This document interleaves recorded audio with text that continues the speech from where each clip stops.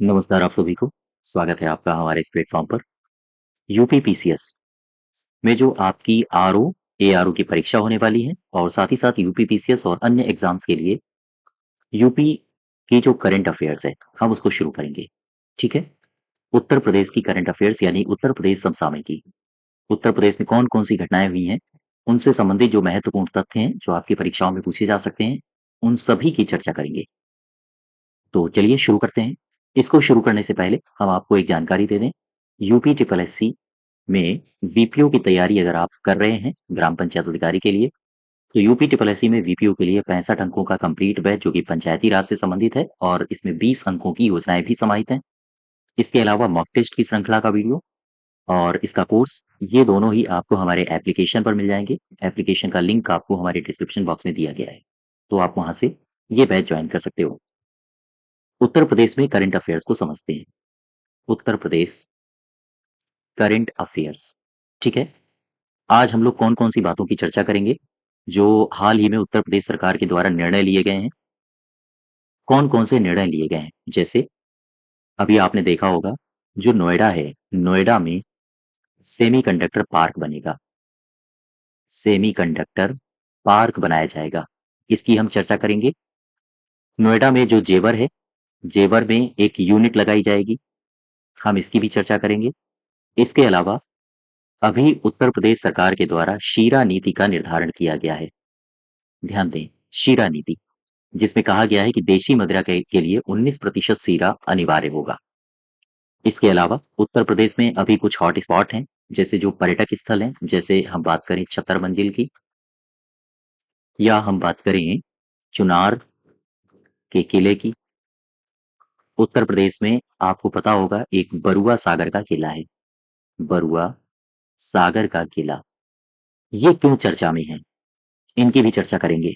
इसके अलावा अभी हाल ही में आगरा एक्सप्रेसवे, आगरा एक्सप्रेसवे चर्चा में रहा। ये क्यों चर्चा में रहा है? हम इसकी भी चर्चा करेंगे। साथ ही साथ केन नहर प्रणाली, अभी हाल ही में सरकार ने निर्णय लिया है कि जो केन नहर प्रणाली है, इसमें 1149 करोड़ रुपए खर्चे जाएँगे। इसके अलावा अभी उत्तर प्रदेश में जो मिग 29 है, वो दुर्घटनाग्रस्त हो गया है। क्या मुझे बता सकते हो ये कहाँ पर दुर्घटनाग्रस्त हुआ है? हम इसकी भी चर्चा करेंगे। ये क्षेत्र है आगरा, ठीक है? उत्तर प्रदेश में उपचुनाव होने वाले हैं। कौन-कौन से क्षेत्र हैं जहाँ उपचुनाव होंगे? साथ ही साथ एक सबसे इम्पोर्टेंट बात आपके लिए, उत्तर प्रदेश में यानी कि clean air UP clean air management project इसे लॉन्च किया गया है। तो ये UP clean air management project क्या है? इन सभी की चर्चा करेंगे। तो सबसे पहले शुरुआत करेंगे UP clean air management project से, ठीक है? आओ शुरू करते हैं। सबसे पहली जो हमारी खबर रहेगी, UP clean air management project, ठीक है? UP clean air management project, ये इसके क्रियान्वयन संबंधी हाल ही में प्रस्ताव उत्तर प्रदेश सरकार ने पारित किया है। तो ये जो पूरा का पूरा प्रस्ताव है, मैनेजमेंट प्रोजेक्ट प्रस्ताव, ये प्रस्ताव क्या है? मुझे ये बताओ, ये क्यों लाया गया है? तो आप बताओगे उत्तर प्रदेश में, यूपी में, ध्यान देना, यूपी में जो वायु की गुणवत्ता है काफ़ी खराब है। वायु की गुणवत्ता को सुधारने के लिए एक कदम है, एक कदम उठाया गया है, ठीक है? अब ज़ाहिर-सी बात है यूपी में जो वायु गुणवत्ता है वो खराब है, इसको सुधारने के लिए कदम उठाया गया है, जो UP clean air management project के रूप में क्रियान्वित होगा। तो अब इस स्थिति में जो ये पूरा का पूरा प्रस्ताव है, इस प्रस्ताव को सहायता कौन दे रहा है? दुनिया की कौन-सी संस्था है जो इस प्रस्ताव में सहायता कर रही है? तो ध्यान दें, प्रदेश में इस प्रस्ताव के लिए इस प्रस्ताव के लिए विश्व बैंक की सहायता ली जा रही है। विश्व बैंक की सहायता ली जा रही है, ठीक है? अब चूँकि विश्व बैंक की सहायता ली जा रही है, तो ज़ाहिर-सी बात है कि विश्व बैंक की सहायता लेने के लिए कोई न कोई संगठन या फिर संस्थान स्थापित करना पड़ेगा। तो ज़ाहिर-सी बात है उत्तर प्रदेश सरकार ने एक संस्थान स्थापित किया है, या हम कहें एक प्राधिकरण स्थापित किया है इसके लिए। उत्तर प्रदेश ने इसके लिए clean air clean air management प्राधिकरण को स्थापित किया है। प्राधिकरण को स्थापित किया है। ठीक है। इसके अलावा ये जो पूरा की पूरी परियोजना है, ये 6 साल के लिए क्रियान्वित की जाएगी। तो अभी 2024 चल रहा है, यानी कि 2030 तक के लिए तक ये योजना क्रियान्वित होगी। क्रियान्वित होगी। ये आप बात समझ पा रहे हो? 6 साल यानी कि 2030 तक ये योजना क्रियान्वित होगी। अच्छा, इसमें यानी कि ये जो पूरी की पूरी योजना है, ये उत्तर प्रदेश अपना रहा है। तो इसका मतलब ये है कि उत्तर प्रदेश एक ऐसा राज्य बन गया है जो यूपी एयरशेड आधारित वायु गुणवत्ता प्रबंधन अपनाने वाला पहला राज्य है। यानी कि अगर आपसे पूछे कि ये जो वायु गुणवत्ता प्रबंधन अपनाने वाला पहला राज्य कौन बना है, वो अपना उत्तर प्रदेश है, अर्थात यूपी एयरशेड। ध्यान देना, यूपी एयरशेड आधारित आधारित वायु गुणवत्ता गुणवत्ता प्रबंधन अपनाने वाला ये पहला राज्य बना है। पहला राज्य बना। अब चूंकि विश्व बैंक से सहायता मांगी गई है, तो विश्व बैंक कुछ आर्थिक मदद भी कर रहा होगा। तो विश्व बैंक से कितना रुपया दिया जाएगा? विश्व बैंक से जो अनुदान दिया जाएगा, ध्यान रखें, 2741.53 करोड़ का एक तो ऋण मिलेगा। ठीक है। इसके अलावा 1119 करोड़ 1119 करोड़ रुपए का कार्बन फाइनेंसिंग प्राप्त होगा। कार्बन फाइनेंसिंग प्राप्त होगा। तो यहां पर आओ वापस फिर से। मैंने बात की UP clean air management project की। UP clean air management project, ये प्रस्ताव उत्तर प्रदेश सरकार का है। यूपी में चूंकि वायु गुणवत्ता में समस्या है, इस वजह से वायु गुणवत्ता में सुधार लाने के लिए ये कदम उठाया गया है। इसके लिए विश्व बैंक की सहायता ली जा रही है और उत्तर प्रदेश ने इसके लिए क्लीन एयर मैनेजमेंट प्राधिकरण को भी स्थापित किया है। ये परियोजना टोटल 6 साल के लिए क्रियान्वित की जाएगी। 6 साल यानी कि 2030 तक ये योजना क्रियान्वित की जाएगी। उत्तर प्रदेश एयरशेड आधारित वायु गुणवत्ता प्रबंधन को अपनाने वाला पहला राज्य बन गया है। ठीक है। इसके अलावा विश्व बैंक से इसमें सहायता भी मिलेगी, 2741.53 करोड़ रुपए ऋण के रूप में। और 1119, ये 1119 लिखा है, दशमलव मत मानना, 1119 करोड़ रुपए इसमें कार्बन फाइनेंसिंग के रूप में प्राप्त किए जाएंगे उत्तर प्रदेश सरकार द्वारा। दूसरी खबर है, अभी हाल ही में उत्तर प्रदेश में कुछ पर्यटक स्थल हैं, जैसे छतर मंजिल, ये चर्चा में रहा है। इसको विकसित किया जाएगा और इनकी लोकेशंस आपसे पूछी जा सकती है, ध्यान रखें लखनऊ में है। इसके अलावा जो चुनार का किला है, इसको भी विकसित किया जाएगा और ये मिर्जापुर के आस ये मिर्जापुर में है। इसके बाद जो बरुआ सागर है, ये किला, इसको भी विकसित किया जाएगा और ये आपके झांसी में पड़ेगा। ठीक है। इन तीनों का विकास किया जाएगा पीपीपी मोड पर। पीपीपी मोड पर ये सारे के सारे विकसित किए जाएंगे, विकसित होंगे। केवल यही नहीं विकसित होंगे, इसके अलावा और भी कई सारे हैं। जैसे, अच्छा, अगर हम आपसे कुछ लोकेशंस पूछें, जैसे मुझे बताओ जराई मठ, ये कहाँ पर है? तो ये भी झांसी में है, ध्यान रखना। ये पर्यटक स्थल है। बरसाना, बरसाना का जल महल, ठीक है, ये मथुरा में है। ये भी पीपीपी मॉडल पर विकसित होगा। इसके अलावा कोठी रोशन उद्दौला, ये कहाँ पर है? ये है लखनऊ में। नजाकत नफासत का शहर कहा जाता है इसे। तो ये जो भी मैंने लिखे हैं, चाहे वो छतर मंजिल हो, चुनार का किला हो, बरुआ सागर का किला हो जो कि झांसी में है, ये सारे के सारे हाल ही में सरकार के द्वारा निर्णय लिया गया है कि ये पीपीपी मोड पर विकसित किए जाएंगे। नेक्स्ट देखो, नेक्स्ट है शीरा। ये चर्चा में क्यों रहा? शीरा दरअसल शीरा मदिरा के लिए आवंटित की गई है। उत्तर प्रदेश सरकार ने भी निर्णय लिया है मदिरा के लिए आवंटित। उत्तर प्रदेश सरकार ने अभी एक नीति जारी की है और ये नीति है नई शीरा नीति। नई शीरा नीति, ये कौन से ईयर के लिए है? 2024-25। तो उत्तर प्रदेश सरकार ने 2024-25 के लिए नई शीरा नीति जारी की है, इसको मंजूरी दे दी है। इसमें निर्णय क्या लिया गया है? इसमें केवल आप निर्णय को ही याद रखोगे। इसमें निर्णय ये लिया गया है कि जो हमारी चीनी मिलें हैं, चीनी मिलों के 19% शीरा ये देशी मदिरा को आवंटित करें। देशी मदिरा को आवंटित किया जाएगा। आवंटित किया जाएगा। ये बातें याद रखना। यानी कि देशी जो नई शीरा नीति आई है 2024-25 में, सरकार ने उसमें निर्णय ये लिया है कि जो चीनी मिलें हैं, चीनी मिलों से जो 19% शीरा है, वो देशी मदिरा को आवंटित किया जाएगा। केवल और केवल इस फिगर को आपको याद रखना है, 19% शीरा, ठीक है? लेकिन अगर हम आपसे पूछें कि ये जो शीरा वर्ष है, क्या ये भी कभी मनाया जाता है? आप कहोगे हाँ, मनाया जाता है। तो कब से कब तक? शीरा वर्ष याद रखना 1 नवंबर से 1 नवंबर से 31 अक्टूबर 31 अक्टूबर 1 नवंबर से 31 अक्टूबर तक शीरा वर्ष होता है, ठीक है? इसके अलावा कुछ महत्वपूर्ण बातें जो नोट बना के याद रखिए आप। जैसे एक कंपनी अभी है, ये कंपनी अभी चर्चा में रही है। ये कंपनी करती क्या है? ये कंपनी निर्माण करती है। निर्माण करती है। काहे का निर्माण करती है?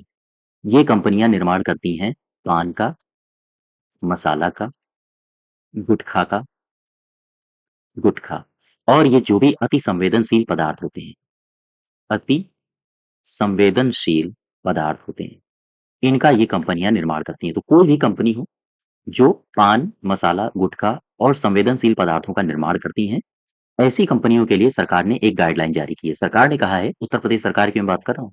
सरकार ने कहा है कि ऐसी कंपनी जो पान, गुटखा, मसाला, संवेदनशील पदार्थों का निर्माण करती हैं, उनको चाहिए कि वो जीएसटी में अपना पंजीकरण करवाएं। तो ऐसी कंपनी को राज्य जीएसटी, एसजीएसटी यानी कि स्टेट जीएसटी में पंजीकरण कराना होगा। पंजीकरण कराना होगा।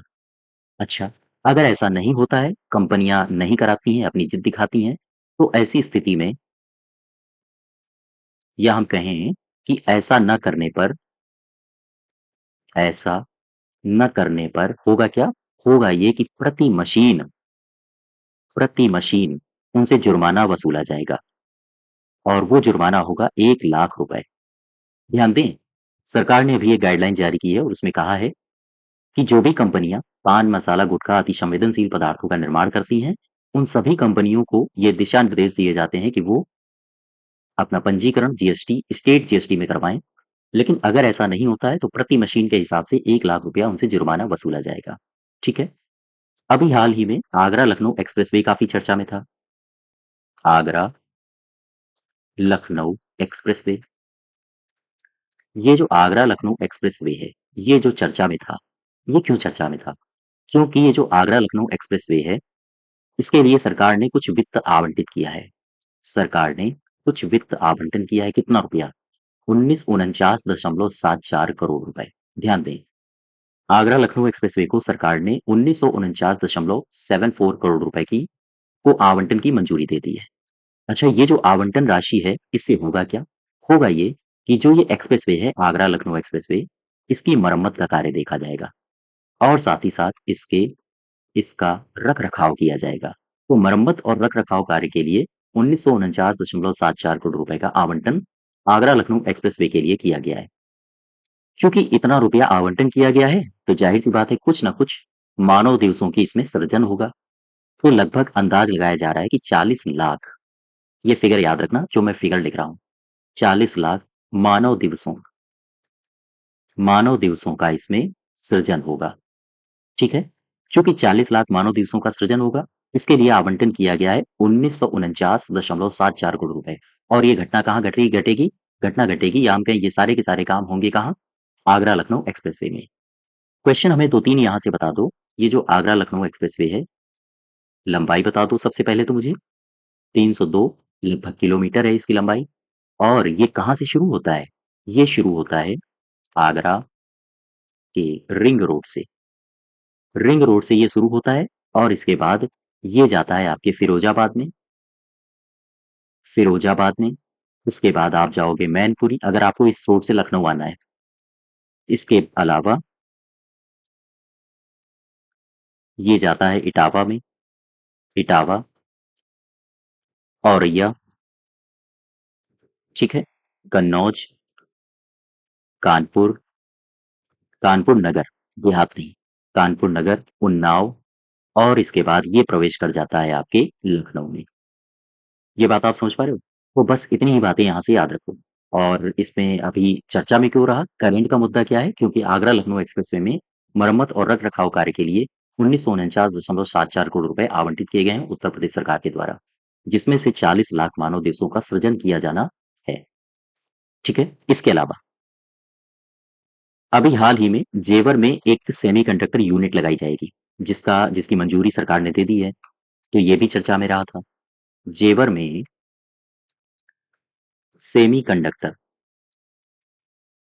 यूनिट लगेगी, ठीक है?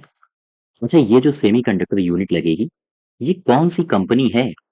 कौन-सी कंपनी इन्वेस्ट कर रही है? कंपनी का नाम है वामा सुंदरी इन्वेस्टमेंट, इन्वेस्टमेंट, ध्यान रखें।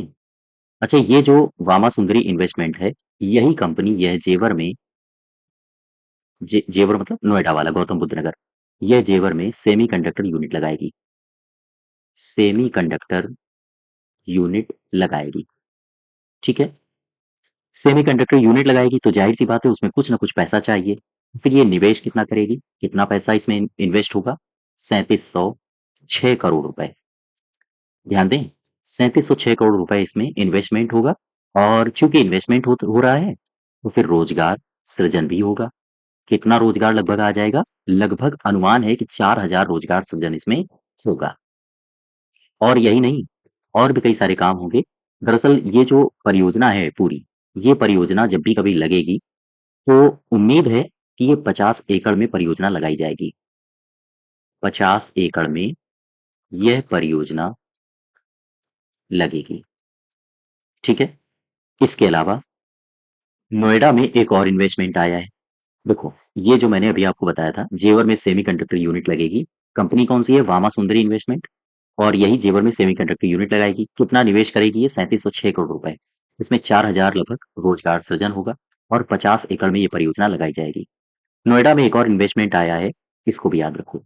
नोएडा में लगभग 300 करोड़ रुपए, 300 करोड़ रुपए का निवेश होगा, ठीक है? ये जो 300 करोड़ रुपए का निवेश होगा, ये एक कंपनी है, इसका नाम है पेजेट इलेक्ट्रॉनिक्स विनिर्माण, इलेक्ट्रॉनिक्स विनिर्माण प्राइवेट लिमिटेड।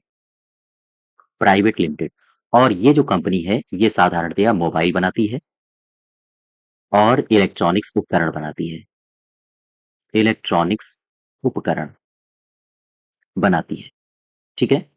तो बस इतनी ही बात याद रखो, ये कंपनी है और ये मोबाइल और इलेक्ट्रॉनिक्स उपकरण बनाती है जो कि नोएडा में 3000 करोड़ रुपए सॉरी 300 करोड़ रुपए का निवेश करेगी। 300 है, 1000 नहीं है।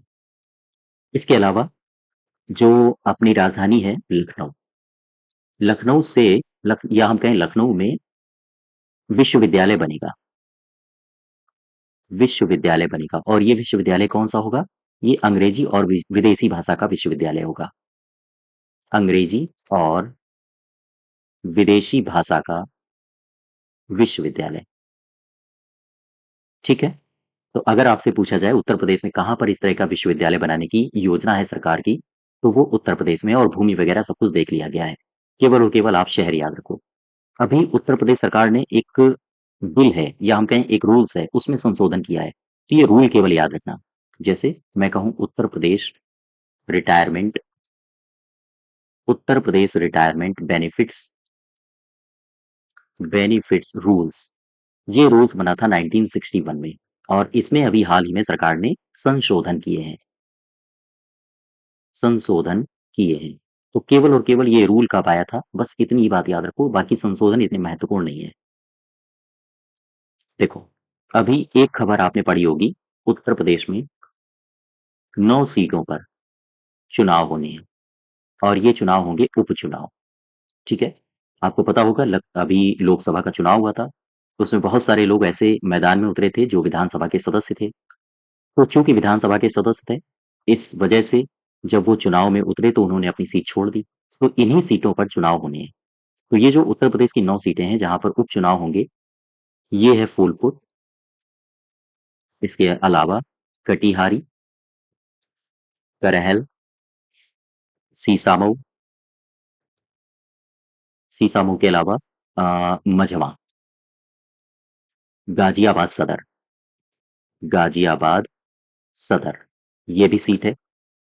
और आपने खैर का नाम सुना होगा, मीरापुर का नाम सुना होगा। इसके अलावा आपने कुंदरकी का नाम सुना होगा, कुंदरकी। ये 9 सीटें हैं जहां पर इलेक्शन होने हैं। उत्तर प्रदेश में टेक्सटाइल पार्क बनाने की भी सरकार की योजना है। Textile park. और उत्तर प्रदेश सरकार ने कहा है कि ये जो टेक्सटाइल पार्क बनेंगे, ये 11 जिलों में हम बनाएंगे। तो 11 जिलों में उत्तर प्रदेश सरकार की योजना है कि वो टेक्सटाइल पार्क बनाए।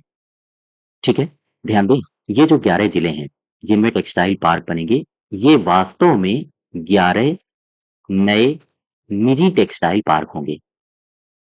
निजी टेक्सटाइल पार्क होंगे। और ये जो 11 नए निजी टेक्सटाइल पार्क होंगे, जिनमें से कुछ हैं, जैसे मैं लिखता हूं गोरखपुर, यहां पर एक बनेगा, मऊ में बनेगा, आपके भदोही में बनेगा, अलीगढ़ में भी बनेगा। ठीक है, इसके अलावा बागपत में भी बनेगा, शामली में भी बनेगा।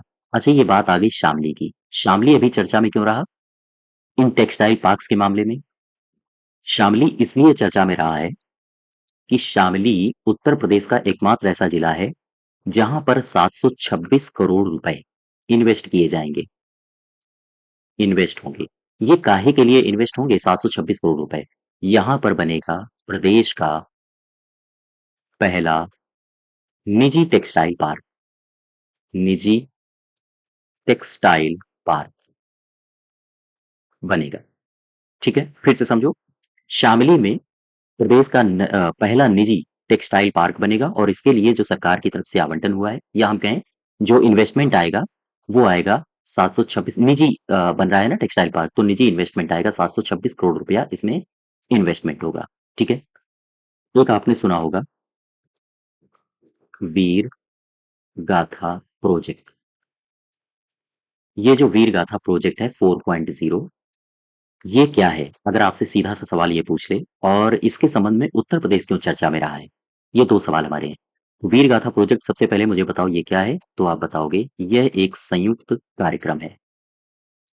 अगर ये एक संयुक्त कार्यक्रम है, तो कम से कम 2 या 2 से अधिक तो संस्थाएं होंगी जिनका ये कार्यक्रम होगा। तो कौन-कौन सी ऐसी संस्थाएं हैं?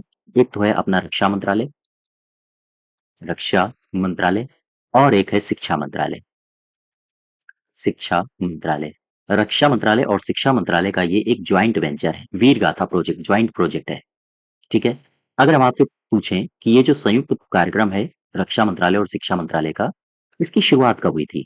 2021 में इसे, ध्यान दें, gallantry award, gallantry award portal के अंतर्गत शुरू किया गया था। पोर्टल के अंतर्गत इसे शुरू किया गया। ठीक है, अच्छा, इसका उद्देश्य क्या है? क्यों ये प्रोजेक्ट शुरू हुआ? इसके पीछे कुछ ना कुछ तो उद्देश्य होगा। तो इसका उद्देश्य है, जो हमारे छात्र होते हैं, छात्रों को सशस्त्र बलों के वीर जवानों के, जो वीर जवान होते हैं, वीर जवानों की प्रेरक कहानियों से जोड़ना, प्रेरक कहानियों से जोड़ना, ये इसका मुख्य लक्ष्य है। फिर से समझो, ये जो वीर गाथा प्रोजेक्ट है 4.0, ध्यान रखें 4.0, ये क्या है? ये वास्तव में यह एक संयुक्त कार्यक्रम है, जो रक्षा मंत्रालय और शिक्षा मंत्रालय का एक ज्वाइंट प्रोजेक्ट है। इसे 2021 में गैलेंट्री अवार्ड पोर्टल के अंतर्गत शुरू किया गया था। इसके द्वारा छात्रों को सशस्त्र बलों के वीर जवानों की प्रेरक कहानियों से जोड़ा जाता है। इसमें उत्तर प्रदेश क्यों चर्चा में रहा? पहले आप ये देखो, दरअसल ये जो अपना प्रदेश है उत्तर प्रदेश, उस वीर गाथा प्रोजेक्ट के लिए नामांकन चल रहे थे। तो उत्तर प्रदेश में सबसे ज्यादा नामांकन हुए हैं, अर्थात उत्तर प्रदेश में इसमें 45 लाख से भी ज्यादा नामांकन हुए हैं, नामांकन हुए हैं। चूंकि उत्तर प्रदेश में 45 लाख से भी ज्यादा नामांकन हुए, ये अपने आप में एक रिकॉर्ड है। और इस रिकॉर्ड के साथ पूरे देश में नामांकन के मामले में यूपी पहला है, यूपी फर्स्ट स्थान पर है। इसके बाद दूसरा स्थान आता है दिल्ली का, सेकंड स्थान पर दिल्ली है। ठीक है, तो ये है हमारा प्रोजेक्ट वीर गाथा 4.0। और ये हमारी उत्तर प्रदेश की करंट अफेयर्स की क्लास नंबर 1 है। इसको आप लोग देखिए, नोट्स बनाइए और इसकी पीडीएफ के लिए आप हमारे टेलीग्राम चैनल से भी जुड़ सकते हो। टेलीग्राम चैनल का लिंक आपको डिस्क्रिप्शन बॉक्स में दिया गया है। तो इसी के आगे हम लोग नेक्स्ट डे कंटिन्यू करेंगे। धन्यवाद।